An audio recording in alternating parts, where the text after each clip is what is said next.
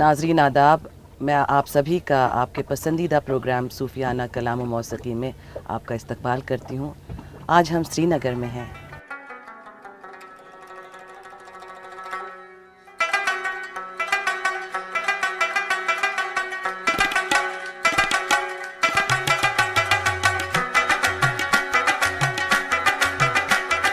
इस सिलसिले के ज़रिए हम सूफियाना फ़लसफ़े को आम करने की कोशिश कर रहे हैं ताकि आज के परेशान दौर में सूफियाना तालीम के ज़रिए दिलों के फ़ासले दूर किए जा सकें। सूफियाना कलाम व मौसीकी में जहाँ हम आपको सूफिया पर लिखा हुआ कलाम पेश करते हैं, वहीं सूफियाना मौसीकी के ज़रिए आपके दिलों को छूने की कोशिश करते हैं। हमें यकीन है कि ये कलाम व मौसीकी का सिलसिला आपके दिलों और ज़हनों को सुकून और चैन से भर देगा।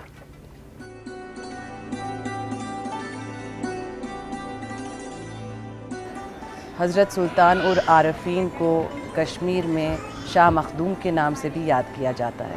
मखदूम की पहचान वो होती है जिन्हें खुदा की तलाश में मज़हब व मिल्लत से कोई वास्ता नहीं होता, वो खुदा के मखलूक को एक ही नज़र से देखते हैं। इसी वजह से शाह मखदूम के मज़ार पाक पर हिंदू, मुस्लिम, सिख, ईसाई दुनिया के कोने कोने से लोग आकर अपनी मुरादें पूरी करते हैं। हिंदुस्तान की दीगर मज़ारों की तरह यहाँ भी लोग बड़ी तादाद में आते हैं और अपनी आँखों को नूर से मुनव्वर करते हैं। शाह मखदूम की मौजूदगी कश्मीर की खूबसूरती पर चार चांद लगाती है।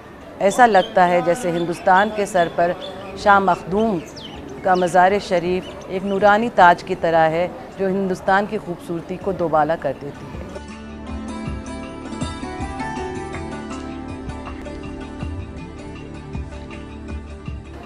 तो नाज़रीन, पेश खिदमत है आपके लिए एक सूफियाना कलाम।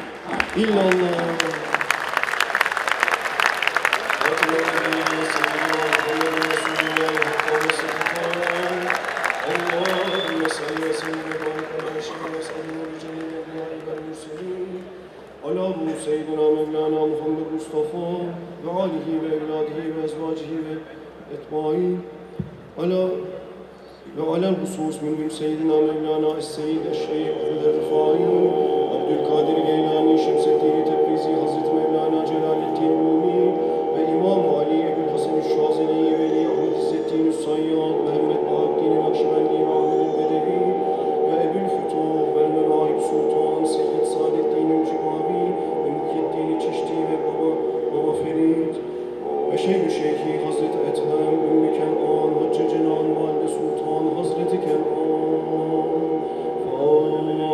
فاتحة اللهم صل على سيدنا محمد وعلى آل محمد. नाजरीन, अब वक्त हो गया है एक छोटे से ब्रेक का. कहीं जाइएगा मत, अभी हाजिर होते हैं.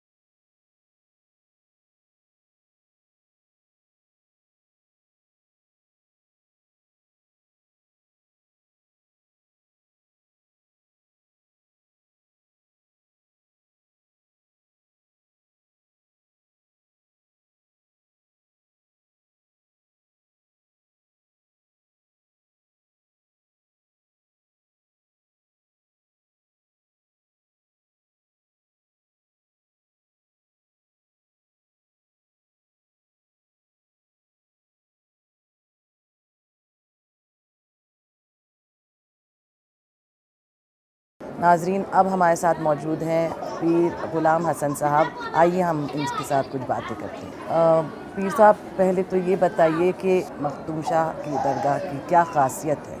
बिस्मिल्लाहिर्रहमानिर्रहीम. यहाँ तशरीफ़ फरमा है हज़रत मखदूम साहब रहमतुल्लाहि अलैह. इनके बहुत से इसमें गिरामी है. असली नाम है इनका हमज़ा. हमज़ा अरबी में शेर को कहते हैं. ये इबादत में शेर के मानन थे. इनका असली वतन था तुजरी शरीफ जो सोपोर से आगे 10 किलोमीटर दूर है, वहाँ तवल्लुद हुए हैं। इनके आबा व अजदाद वालिदैन बड़े बुज़ुर्ग थे, नेकोकार थे, जिन्होंने इनको अच्छी सी तरबियत दी और मुख्तलिफ़ जगहों को भेजा तालीम, मजहबी तालीम हासिल करने के लिए। ये मादरजाद वली थे। इन्होंने बहुत रियाजत की है। 535 साल पहले ये यहाँ तशरीफ़ फरमा है। इनके हज़ारों खलीफे फॉलोवर्स रह चुके हैं। उनमें से एक ख़ास खलीफा है हज़रत बाबा दाऊद खाकी रहमतुल्लाहि अलैह, जो इनके पहलू में है इस वक्त यहाँ।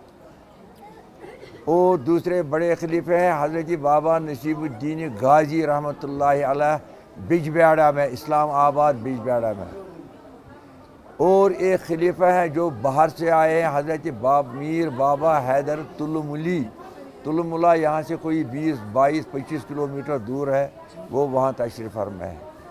बड़े आलिम फाजिल थे वो बाहर से आए। उनको हुक्म बातिनी तौर आया कि आपका पीर मुर्शिद यहाँ मखदूम साहब हैं, आप उनसे मिलिए। यहाँ बहुत रियाजत की है इन्होंने। कुछ उर्सा ये कलाशपोरा है, एक जगह यहाँ से 1 किलोमीटर दूर, मखदूम मंडप भी उसको कहते हैं। वहाँ ये इबादत, मस्जिद शरीफ में इबादत किया करते थे। उस वक्त के चीफ जस्टिस शेखुल हदीस हज़रत बाबा दाऊद खाकी रहमतुल्लाहि अलैह, जो चीफ जस्टिस थे उस वक्त के, उनसे उन्हें मुलाकात हुई। उनका दस्तूर था 4 बजे परंदे में सैर व तफरीह करना। जब वो 4 बजे वहाँ दरिया से सैर तफरीह के लिए जा रहे थे, हज़रत सुल्तानुल आरिफीन रहमतुल्लाहि अलैह को इत्ला मिली कि यहाँ कोई चीफ जस्टिस सैर को निकल रहे हैं। उन्होंने कहा इसको बुलाओ यहाँ। फिर बुलाया अपने पास, कहा आप तो शेखुल हदीस हैं, ये क्या आपने दस्तूर रखा है 4 बजे सैर को निकलते हैं। एक हदीस शरीफ है, एक मुसलमान अगर जानबूझकर एक सांस खुदा की याद के बगैर छोड़ दे, उसने एक पैगंबर को शहीद किया। आप ये क्या करते हैं। बाबा दाऊद खाकी रहमतुल्लाह अलैह ने सब कुछ छोड़ दिया, कहा मैं आपका अब गुलाम हूँ, मुरीद हूँ, मैं अब आपके साथ चलता रहूँगा। सब कुछ छोड़ दिया और इनके पीछे चले गए। पीर साहब, अब हम ये जानना चाहेंगे कि कश्मीर में हम देखते हैं कि बहुत बुजुर्गान दीन हैं, तो कश्मीर में सूफ़ी फ़लसफ़े का कितना बड़ा असर है? तो वो बहुत असर है। हिंदुस्तान के दूसरे शहरों के मुकाबले में यहाँ लोग अक़ीदतमंद हैं, ज़ियारत गाहों पर जाया करते हैं, गाँवों से लोग आते हैं। आप इस वक्त देखते हैं शहर श्रीनगर से भी लोग आते हैं, गाँवों वाले भी आते हैं। ये इसी का नतीजा। और अल्लाह का एक बात मैं और यहाँ अर्ज़ करूँ, कुरान मजीद में एक आयत करीम है कि जब कोई बंदा अल्लाह को प्यारा होता है, महबूब होता है, तो वो जिब्रील अमीन अलैहिस्सलाम को बुलाता है, कहता है कि मैंने इसको प्यार किया, प्यार में रखा, आप भी अपने आप इसको प्यार में रखो। कुछ उर्सा गुजर जाने के बाद फिर बुलाता है, कहता है कि मैंने इसको प्यार रखा, मैंने इसको महबूब रखा। आप मलाइकों में ऐलान कीजिए कि अल्लाह ताला ने फ़लानी बुज़ुर्ग को महबूब रखा है, आप भी महबूब रखो इसको। फिर कुछ उर्सा गुजर जाने के बाद बुलाता है जिब्रील अमीन अलैहिस्सलाम को खुदावंद करीम जल्ल शानहू, कहता है कि अब आप लोगों के दिलों में इसकी मोहब्बत डालो। फिर इसका नाम पड़ता है महबूबुल आलम, और इनका नाम भी है महबूबुल आलम, आलम के महबूब, आलम के चाहने वाले। इस वक्त यहाँ दस्तूर है, हिंदू लोग, सिख लोग, کرسچن لوگ آتے ہیں یہاں، کسی کے کوئی لیے پابندی نہیں ہے، ایوری باڈی از ویلکم۔ بہت بہت شکریہ پیر صاحب کہ آپ نے اپنا قیمتی وقت ہم لوگوں کے لیے نکالا، بہت بہت شکریہ۔ ناظرین، اب آپ کے سامنے ایک صوفیانہ کلام پیش کرتے ہیں۔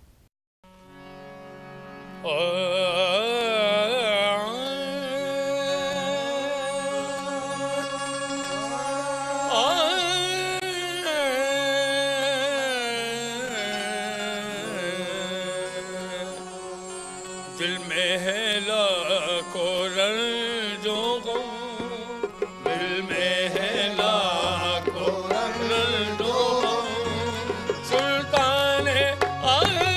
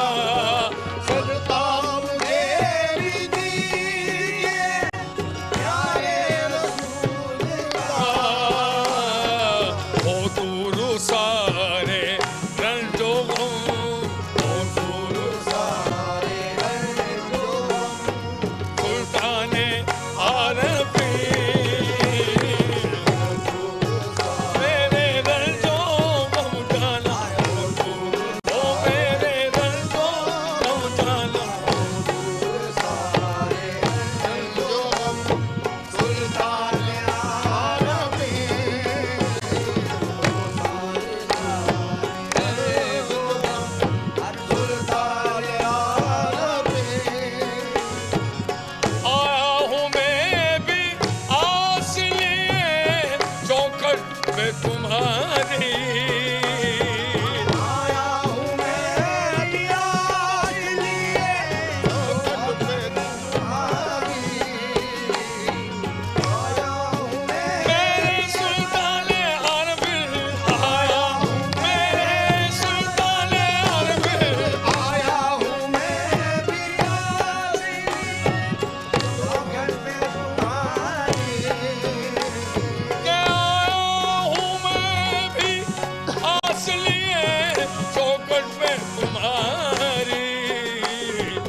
देखो मुझे भी कम से कम, देखो मुझे भी कम से कम सुल्तान आरबी।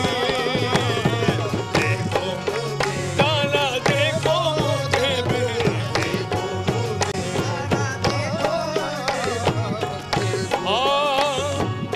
दुनिया की फिक्र है ना गमे को जहां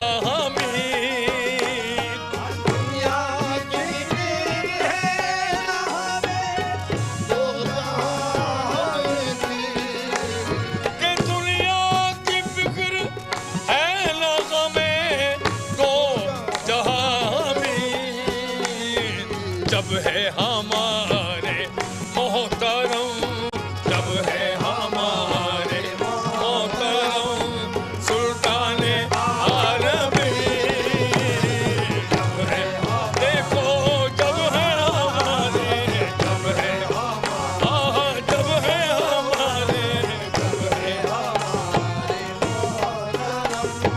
सुल्तान आरबी, जब है हमारे मोहतरम और सुल्तान आरबी।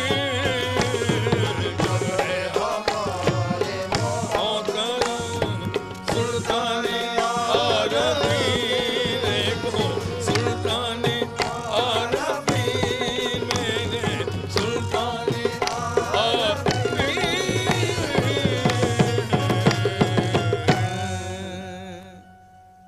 नाजरीन, अब यहाँ लेते हैं एक छोटा सा ब्रेक, फिर हाजिर होएंगे, बस ज़रा सी देर में, कहीं जाइएगा मत।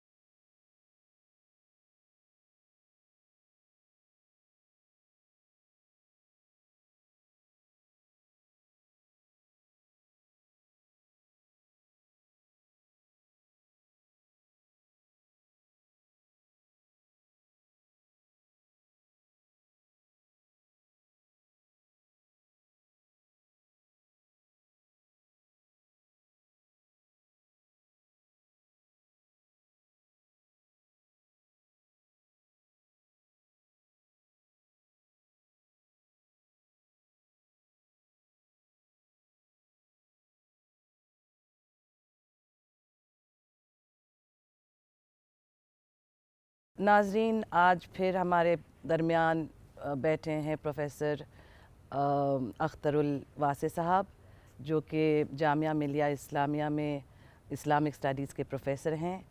आइए इनसे मालूम करते हैं कि ये जो कलाम हम लोगों ने सुना, दिल में है लाखों दर्द व गम, उसके बारे में इनकी क्या राय है। دیکھیں یہ ایک کلام جو ہے یہ حضرت محبوب عالم کے بارے میں ہے، جو کہ جہلم کے کنارے جن کا مزار ہے، اور جو جموں کشمیر جو ہے اس کے اندر عقیدت کا مرجع ہے اور مرکز ہیں، اور ہمیں اس میں جو ہیں جو ایک انسانی درد اور غم ہے، دکھ کا جو عنصر ہے وہ ان کے سامنے بیان کیا جا رہا ہے۔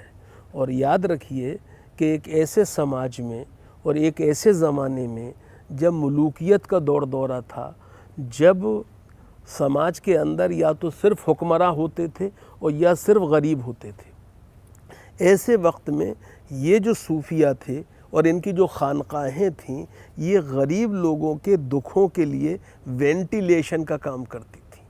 ایک طرح سے ان کے کندھوں پہ سر رکھ کے لوگ اپنے دکھ اور درد جو تھے ان کو بیان کر سکتے تھے اور دو آنسو بہا سکتے تھے، یہ کہیں اور نہیں تھا۔ تو یہ جو سولیس تھا، یہ جو ایک طرح سے مرہم رکھنے کا عمل تھا، یہ ان کے اوپر تھا۔ اسی لیے آپ یہ دیکھیے کہ جو دل میں لاکھوں درد و غم ہیں وہ لے کر ہم جا رہے ہیں۔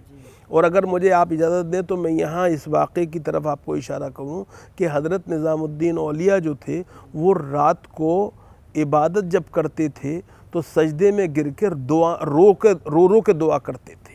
تو لوگوں نے کہا آپ اس طرح کاہے کے لیے رو رو کے اتنی دعائیں کرتے ہیں اور اپنے کو ہلکان کرتے ہیں؟ آپ نے کہا میرے پاس صبح سے شام تک لوگ اپنے درد و غم بیان کرتے ہیں اور میں ان درد و غم کو اپنے اوپر طاری کر کے اپنے رب کے آگے سجدہ کر کے ان کے درد و غم کے علاج کے لیے دعا کرتا ہوں۔ تو صوفی روایت جو ہے وہ اسی سے جڑی ہوئی ہے، اور یہی کشمیر کے جو اتنے بڑے بزرگ ہیں جنہیں محبوب عالم کہا جاتا ہے ان کے سامنے ایک ان کا عقیدت مند جو ہے، ایک زائر جو ہے، وہ اپنی بپتا پیش کر رہا ہے۔ اور پروفیسر صاحب یہ بتائیے کہ کشمیر میں صوفیزم کس طرح سے پھیلی یا کب آئی؟ دیکھیے کشمیر میں صوفیزم کی روایت بہت پرانی ہے، اور اگر آپ دیکھیں تو شیخ کبیر جنہیں شاہ ہمدان بھی کہا جاتا ہے، حضرت سید علی ہمدانی، ایک روایت تو وہ ہے۔ دوسری روایت جو ہے وہ مقامی اثرات کے ساتھ ہے، جس کو کہ ہم ایک تو کبرویہ آرڈر ہو گیا شیخ کبیر کی روایت ہے، دوسرا جو ہے وہ جو نند رشی سلسلہ ہے وہ ہے سلسلہ جس کے اندر کے اگر آپ دیکھیں تو مقامیت بھی ہے، ارضیت بھی ہے، اور ساتھ میں جو کشمیریت جو اسے کہتے ہیں ہم، کشمیریت اپنی جگہ خود ایک اہم چیز ہے جو ابھر کے آتی ہے، وہ کشمیریت جس کے اندر کہ محبت ہے، پیار ہے، اخلاص ہے، اور جس کو وسیع پیمانے پر اگر ہم بات کریں تو جس کو ہم سیکولر ایتھوس کہتے ہیں، وہ جو ہے اس کے اندر ہوتا ہے۔ اور تو کشمیر کے اندر سرزمین ہموار تھی تصوف کے لیے، اور اسی لیے یہ بہت دلچسپ بات ہے کہ کشمیر میں چرار شریف کی روایت بھی ہے، کشمیر میں حضرت بلبل شاہ کی روایت بھی ہے، کشمیر کے اندر دوسرے سلسلے بھی ہیں، اور حبہ خاتون یا اللہ دیج جسے کہتے ہیں اس کی روایت بھی ہے۔ تو اس طرح سے کشمیر جو ہے وہ ہمارے یہاں جو تصوف کی ایک کہکشاں ہیں وہ ہمیں وہاں پر آباد نظر آتی ہے۔ ناظرین، ہمیں امید ہے کہ آپ کو ہماری یہ نشست ضرور پسند آئی ہوگی۔ اگلے ہفتے پھر ایک پیشکش لے کر حاضر ہوئیں گے۔ خدا حافظ۔ اور تم میں شان علی، شان علی